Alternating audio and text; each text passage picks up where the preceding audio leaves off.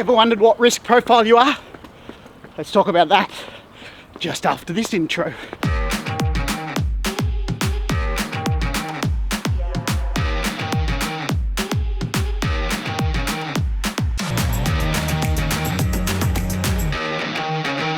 Just recently I went and saw a mentor of mine, Steve, present, who's been doing for the last 20 years. He's an accountant, a CPA, an auditor, runs a fund, and he talked about risk profiles and how people are risky. If you want to know about the different risk profiles, you've got low risk, that is, people that'll probably never take any risk in their life. They'll put their money in a bank account. They won't spend frugally, and when they get to retirement age, they'll have just enough to be able to live their life until they pass away. And that's okay, except that in the low risk profile, you actually don't enjoy your life. So when you're on your deathbed, you'll be saying things like, I wish I would have spent more on holidays, or I wish I would have taken a little bit more risk.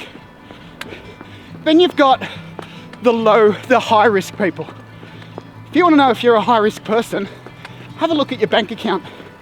And if you're high risk, it usually means that you will take a gamble on almost anything. And while you might hit it off the first time by luck, but nothing more than luck, you may end up working out very quickly that luck runs out. You see this all the time in a rising property market, and then all these property gurus come out of the woodwork about how you can make money in property. But the problem was, they made their money in a rising market and they got lucky, and sure as hell, as soon as the property market drops, they disappear into a world of hurt.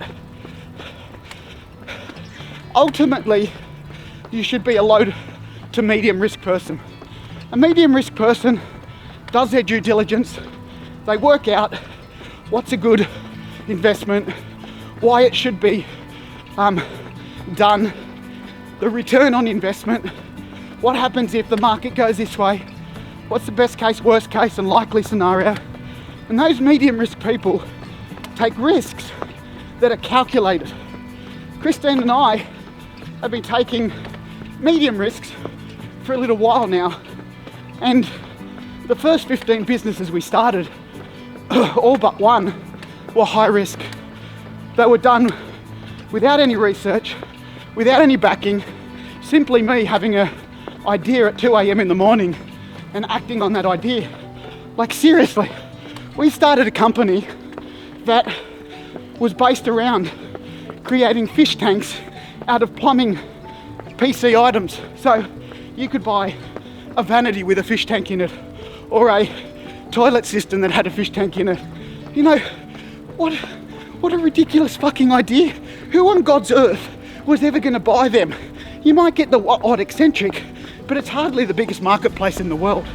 So obviously we didn't make money on that one.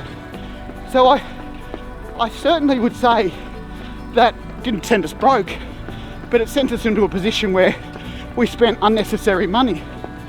Now, people who sign up to education programs, thankfully, with our enrollments, we have a very high conversion rate to the people that come in and succeed. And why is that? Well, it's because we support people.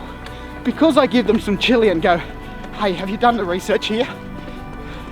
Eventually, what happens is, with the right support mechanisms around you, you can lower your risk by being someone who gets some support from education and mentors.